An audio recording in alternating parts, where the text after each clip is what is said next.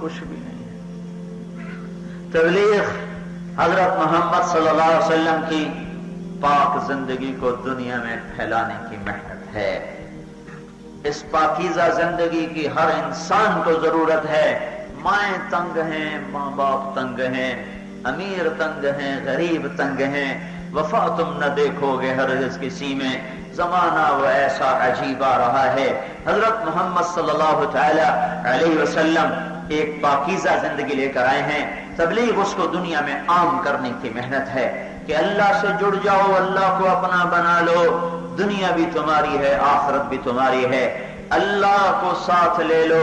اور اللہ ساتھ ہوتا ہے حضرت محمد صلی اللہ علیہ وسلم کے طریقے پر۔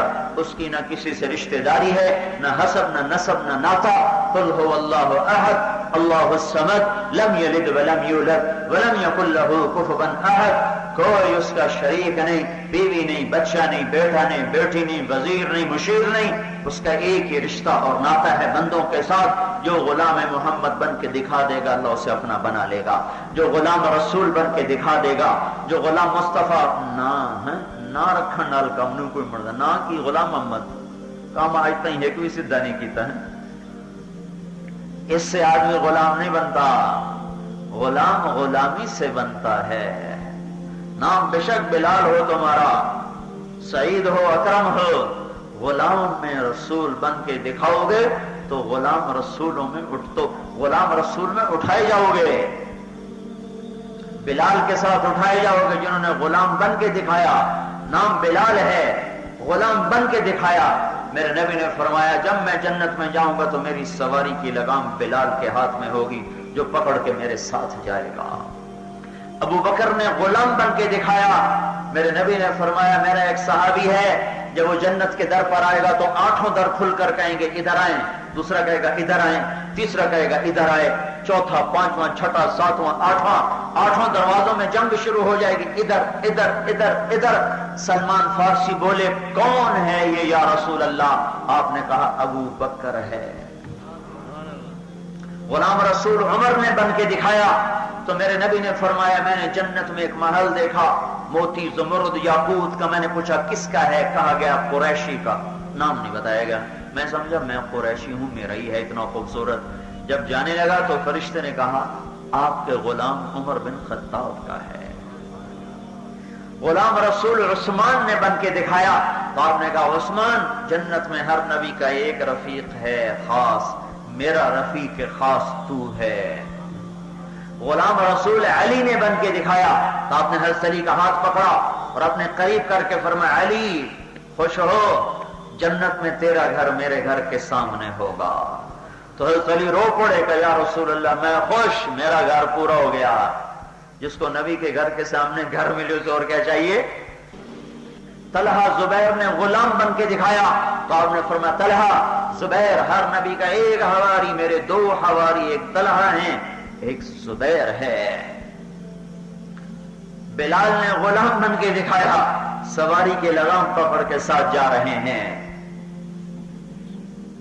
حارثہ بن مالک نے غلام بن کے دکھایا، بدر میں شہید ہوئے، ان کی ماں آئی یا رسول اللہ میرا بیٹا کہاں ہے؟ جنت میں ہے تو خوش ہو جاؤں، دوزخ میں ہے تو ایسا رونا روں گی کہ سارا مدینہ دیکھے گا۔ تو آپ نے کہا ام حارثہ تو پاگل ہے، پاگل ہے، تو بدر میں مرنے والا بھی دوزخ میں جا سکتا ہے؟ اور میں تو تیرے بیٹے کو جنت کی نہروں میں غوطہ کھاتے دیکھ رہا ہوں، غوطہ کھاتے دیکھ رہا ہوں۔ وہ کہنے لگے واہ واہ واہ واہ حارثہ تیری موج ہو گئی، موج ہو گئی۔ زید نے غلام بن کے دکھایا، جھنڈا ہاتھ میں اٹھایا ہوا ہے، 1 لاکھ کا لشکر ہے، 3 لاکھ سے لے کر لڑ پڑے، ڈر گئے، شہید ہوئے۔ تو میرے نبی نے کہا زید نے ایک جھنڈا اٹھایا، آگے بڑھا، شہید ہوا، وہ گیا جنت میں۔ پھر آپ نے فرمایا جھنڈا جعفر نے اٹھایا بن ابی طالب، حضرت علی کے چھوٹے بھائی، آگے بڑھے، جھنڈا اٹھایا، آگے بڑھے، قتال کیا، قتل ہوا اور وہ گئے جنت میں۔ جھنڈا پھر اس کے بعد اٹھایا عبداللہ بن رواحہ نے، وہ آگے بڑھے۔ یہ 700 میل پر لڑائی ہو رہی تھی اور ہمارے نبی مدینہ منورہ مسجد نبی میں بیٹھ کے بتا رہے تھے 700 میل پر وہ لڑائی کا میدان ہے موتا۔ میں 1991 میں وہاں گیا تھا، اس میدان میں سارا میدان جنگ دیکھا تھا، جہاں وہ شہید ہوئے وہ جگہ بھی آج نشان زد ہے، ان کے مزاروں پر بھی حاضری ہوئی تو زید بن حارثہ کی قبر پر ایک حدیث لکھی ہوئی تھی. جب زید شہید ہوئے اور جعفر اور عبداللہ تینوں شہید ہوئے تو آپ نے تینوں کا بتایا. جعفر شہید ہو گئے جنت میں گئے, عبداللہ شہید ہو گئے جنت میں گئے. وہیں بیٹھے بیٹھے آپ نے بتایا. پھر سناٹا چھا گیا. غلام رسول بن کے دکھایا, غلامی یا رسول پہ مر کے دکھایا, جنت کی بشارت اللہ کا نبی 700 میل بیٹھ کے بتا رہا, وہ گیا وہ گیا وہ گیا. پھر خاموشی چھا گئی, آپ چپ ہو گئے. صحابہ میں اضطراب پریشانی پھیلی. اب ادھر کیا ہو رہا ہے, ادھر خاموشی کی وجہ کیا ہے؟ جھنڈا گر گیا. زید نے اٹھایا ہوا تھا, گرا تو جعفر نے اٹھایا, گرا تو عبداللہ نے اٹھایا. جب جھنڈا گر گیا تو اٹھانے والا کوئی نہ رہا. تو ثابت بن اکرم نے آگے بڑھ کے جھنڈا اٹھایا. یہ بدری صحابی ہیں. کہا جھنڈا سنبھالو جھنڈا سنبھالو.